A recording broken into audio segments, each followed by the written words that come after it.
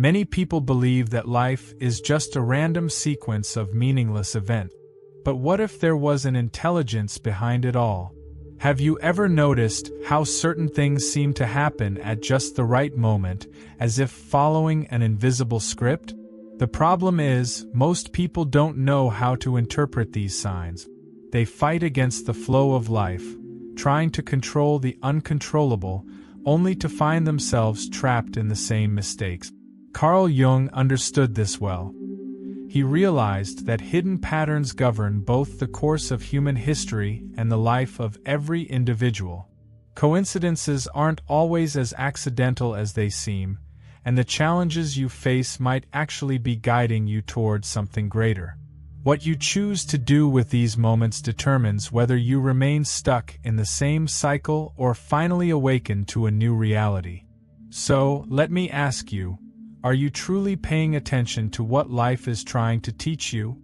At first glance, life might seem chaotic, but there is an invisible rhythm guiding it. The sun rises and sets, the seasons change, and even the human body follows a precise cycle.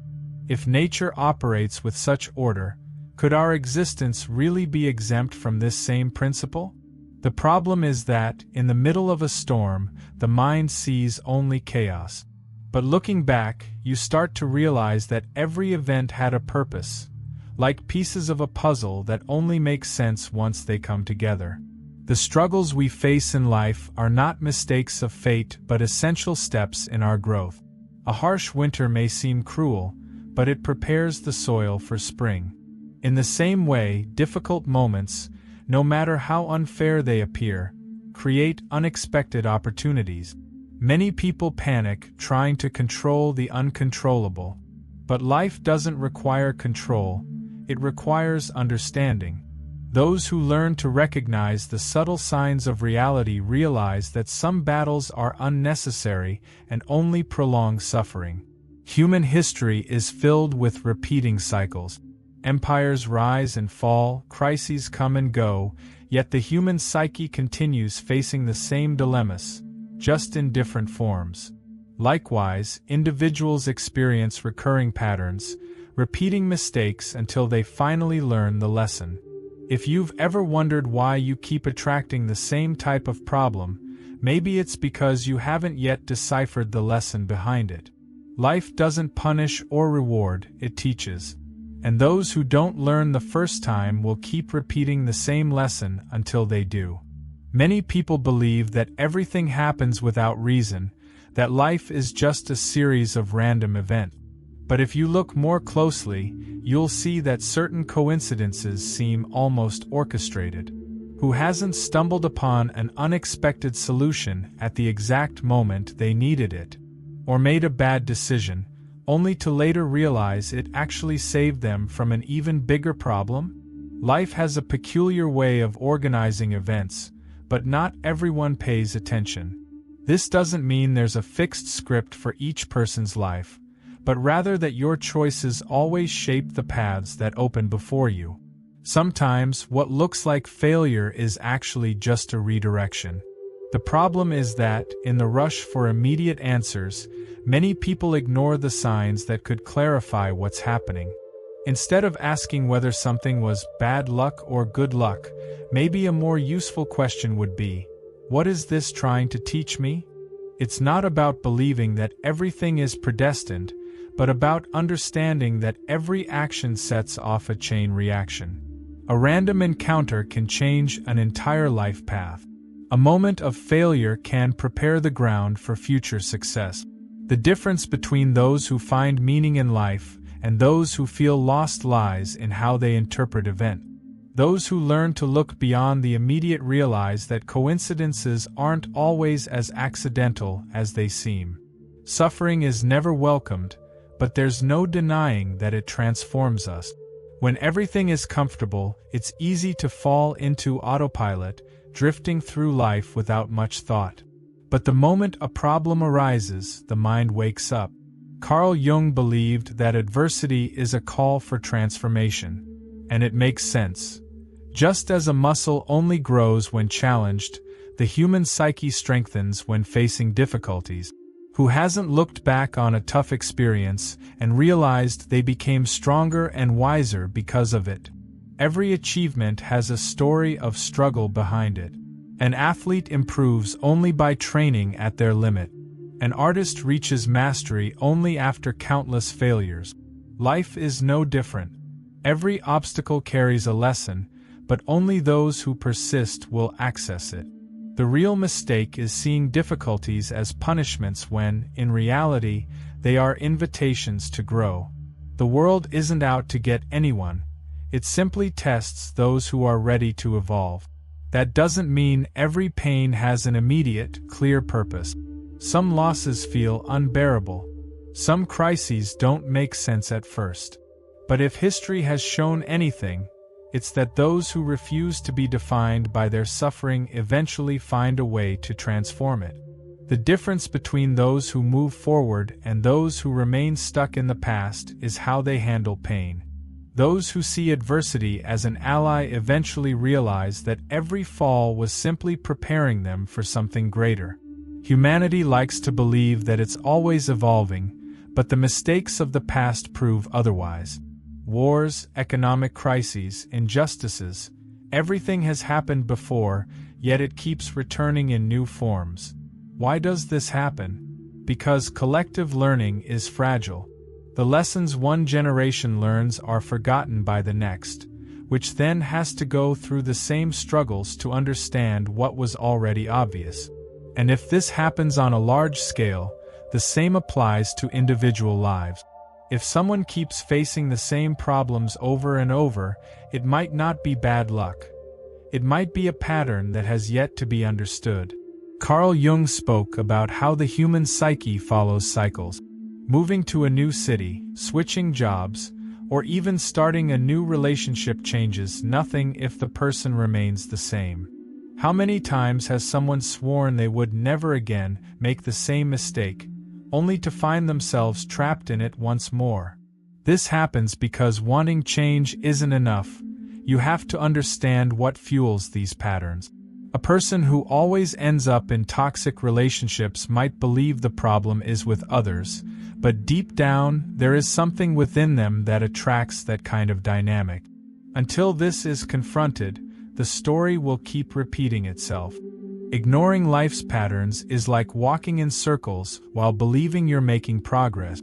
History is full of examples of empires that collapsed because they failed to learn from the past.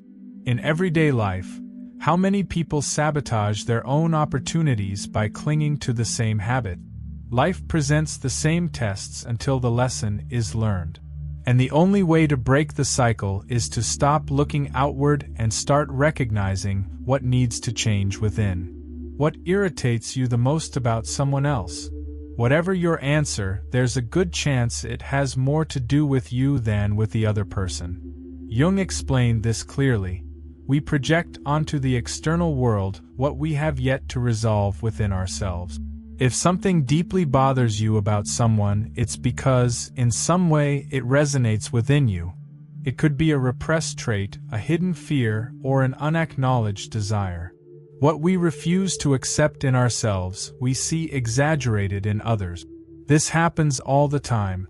A controlling boss might reflect one's own struggle with authority. Someone who gets annoyed by overly confident people may be battling their own insecurity. And in relationships, that couple that constantly fights might just be projecting their own unresolved issues onto each other.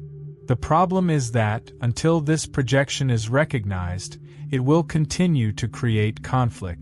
Because deep down, we're not fighting with others, we're fighting with parts of ourselves that we don't yet know how to deal with. The real transformation happens when you start using the world as a mirror. Instead of reacting impulsively, it's worth asking, what is this trying to show me about myself? Once you understand this, you stop wasting energy trying to change others and start focusing on your own transformation. What once triggered frustration turns into a powerful insight.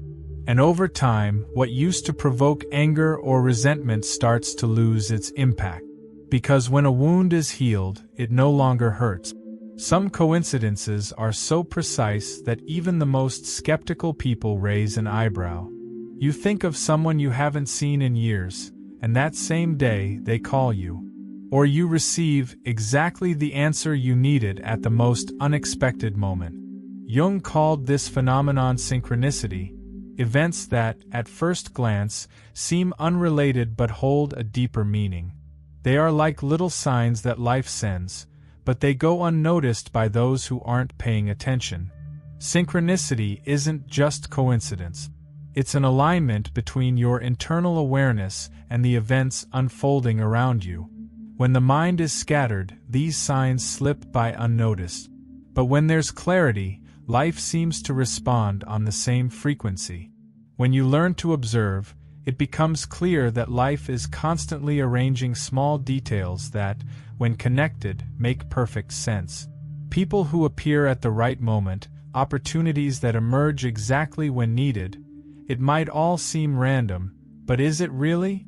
The key isn't to force synchronicities, but to be open to recognizing them. They don't happen because someone wills them into existence, but because there's an alignment between what one seeks and what they are ready to perceive. Those who learn to read these signs discover that life, in its own way, always responds. Many people believe they have complete control over their lives, but is that really true?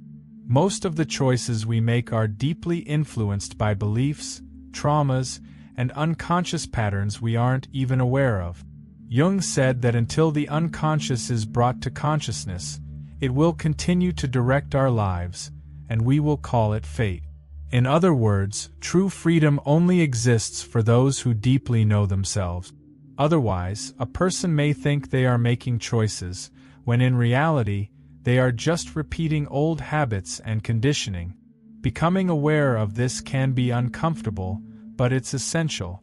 Many decisions that seem rational are actually driven by invisible fears.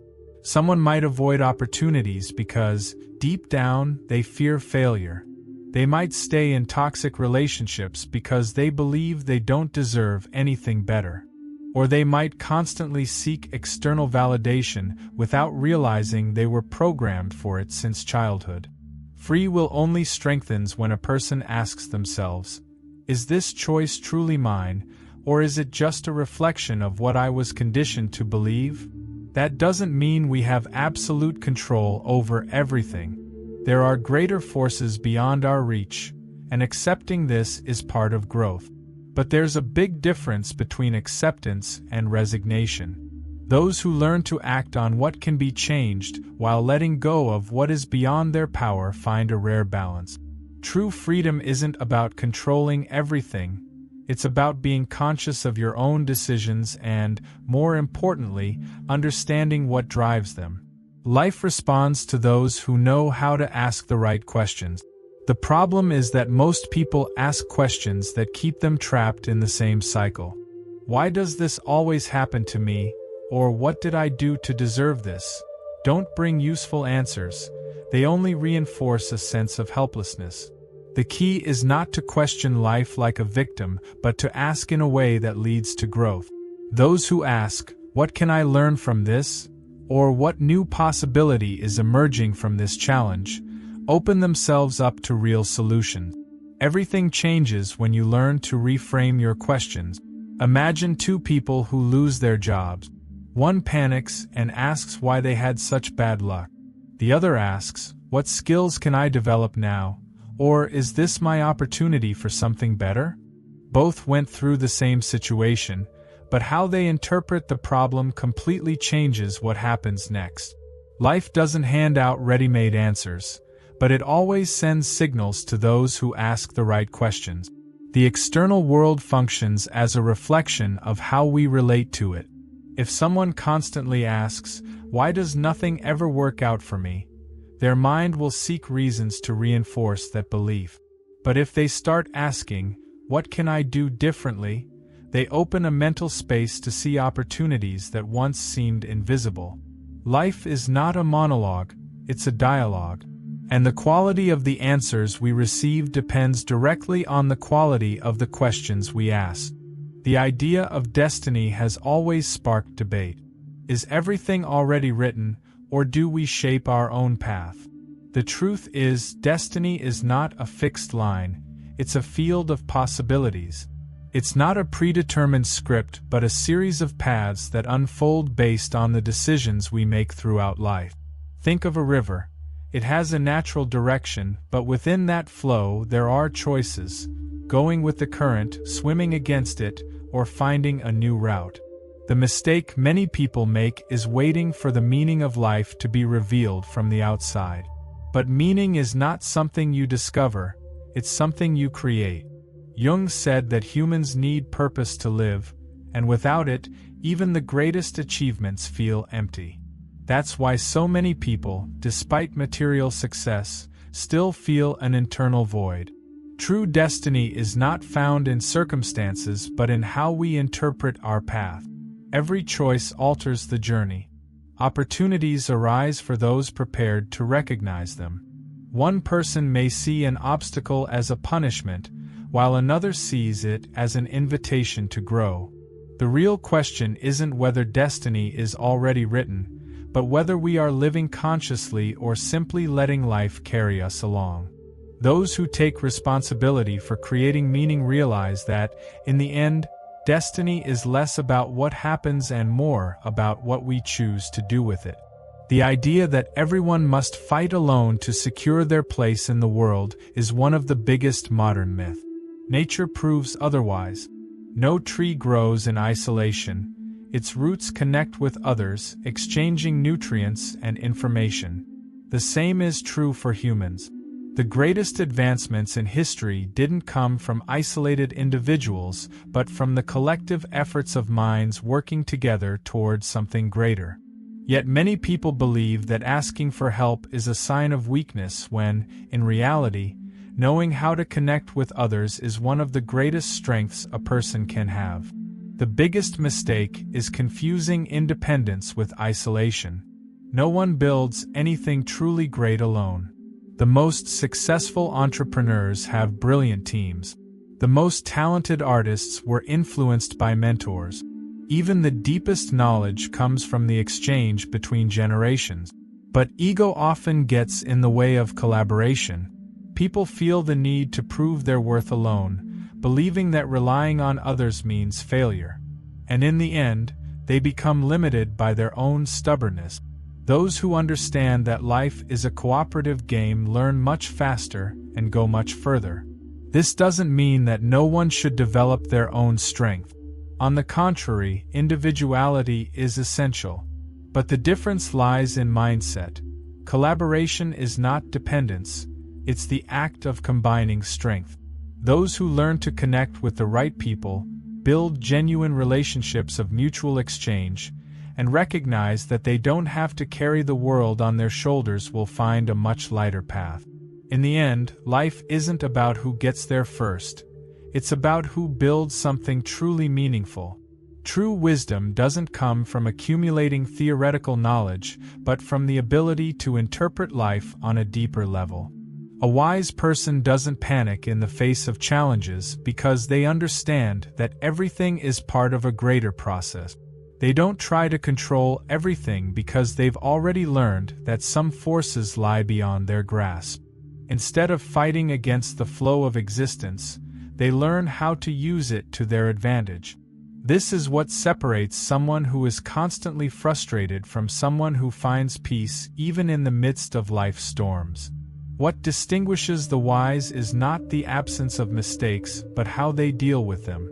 While many people complain and resist change, the wise observe, learn, and adapt. They don't see problems as punishments but as opportunities for growth. Instead of reacting impulsively to situations, they pause and reflect before taking action. This approach doesn't mean passivity. It means understanding that some battles are worth fighting, while others only drain energy without purpose. The greatest sign of wisdom is serenity in the face of the unexpected. While most people fight against what they cannot change, the wise focus on what is within their power. And that changes everything. It's not about passively accepting everything, It's about understanding that life has its own rhythm. Knowing how to navigate it rather than trying to force it into submission is what truly separates wisdom from ignorance. Trusting life doesn't mean sitting back and waiting for things to fix themselves. It means understanding that there is a balance between action and surrender, between planning and embracing the unexpected. Many people suffer not because life is harsh, but because they resist too much against what they cannot control. True peace isn't found in avoiding challenges, it's in knowing how to face them without fear. Anyone who has ever tried to grip wet sand too tightly knows what happens. The more you squeeze, the more it slips through your fingers. Life works the same way. The more you try to control everything, the more tension and frustration arise. The problem is that we've been taught to believe that security comes from absolute control. But in reality, true security comes from flexibility, the ability to adapt to what life brings. There are times when action is necessary, but there are also moments when the best thing to do is trust that what needs to happen will happen. Life has a curious way of arranging things when you learn to flow with it. Anyone who has gone through difficult moments and later realized they were turning points knows exactly what this means.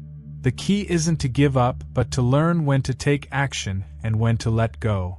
Those who master this art discover something rare: peace in the midst of chaos. Because, in the end, the secret isn't in trying to control everything but in trusting that life knows what it's doing. Life is always sending signals, but only those who are truly paying attention will be able to interpret them. What once seemed like an obstacle might actually be the key to a new path. Are you ready to decode the messages life is sending you? Nothing truly changes until awareness awakens to the invisible patterns shaping your choices, emotions, and outcomes. If this content resonated with you, imagine what could happen if you dive even deeper into your own transformation process. In my ebook Alchemy and Archetypes, Exploring Inner Transformation Through Jungian Psychology, you'll find practical exercises to explore your unconscious and apply Jung's principles to your life. Are you ready to take that step? Did you enjoy this content? Leave a like and stay with me for the next video.